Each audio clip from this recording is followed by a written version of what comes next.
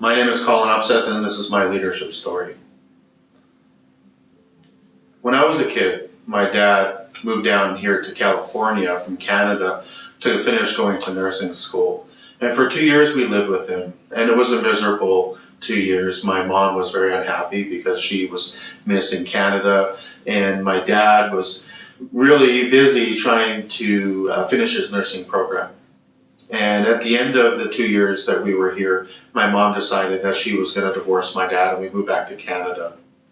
The next 5 years were very difficult, with my parents going to great lengths to try to win over my sisters and my favor.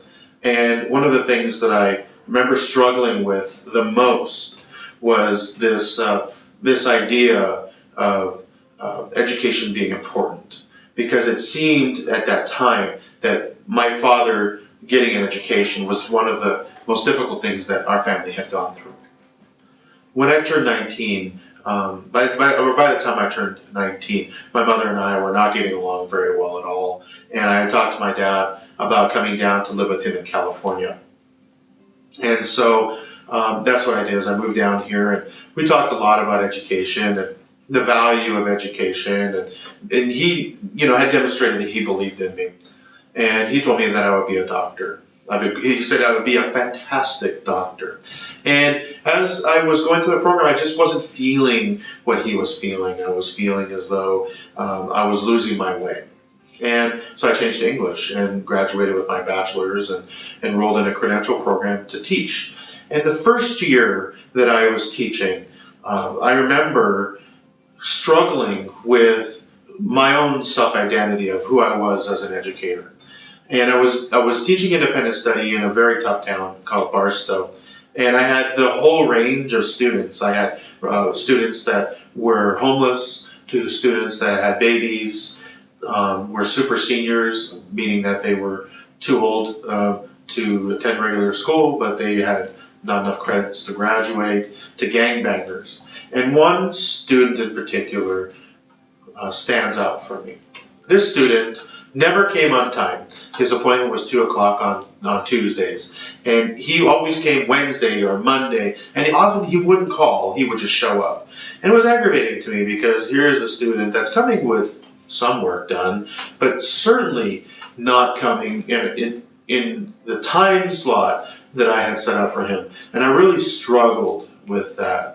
And one day, another student had mentioned, just kind of off the cuff, "Do you know why he doesn't come?" And I said, "No."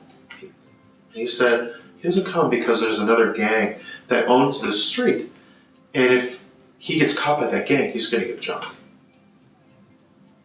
And it was such a profound thing that happened. I realized right then how much that student did care about coming to school. And that he wanted to be successful, but he didn't know how. This was his only way. And so I worked with him. And the first time that he had taken the case in that year, he had just blown it off. He did the test in like 40 minutes. Basically just filled out random answers. And I'd asked him, he said, "I don't know." After working with him and preparing for the second session, it was amazing to see his change. Because rather than berate him, I embraced the fact that he wanted to come to school, but he needed to come on his terms. And as I watched him doing that test, I watched him lining out the wrong answers, and I watched him writing notes about things that he was working on in shorthand, and doing all the things that we had discussed. I realized then that sitting down and forcing him to do work in the past wasn't productive. But after that student had told me that he comes because he's scared to come to school, and me sitting down and talking to him about who he wanted to be as a person was so much more valuable to him. It gave him purpose, and it gave him a reason to want to come to school. I watched him on that test work so hard. And when he failed the test by 2 points, I almost cried for him, because he tried so hard.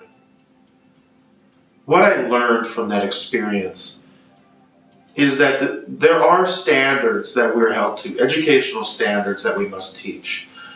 And there are things that we must do with our students. But as we hold ourselves to those high expectations of educational integrity and high morals, we also have to be mindful that our students have their own kind of drive. And it may not be that they can't do the work. It may be that they themselves need to find what drives them. And I think that as we go forward as educators, we need to be mindful of what motivates our students. Because it isn't always doing well on a test or passing an exam or being the best student discipline-wise. It might be finding what for that student is the key to their own future.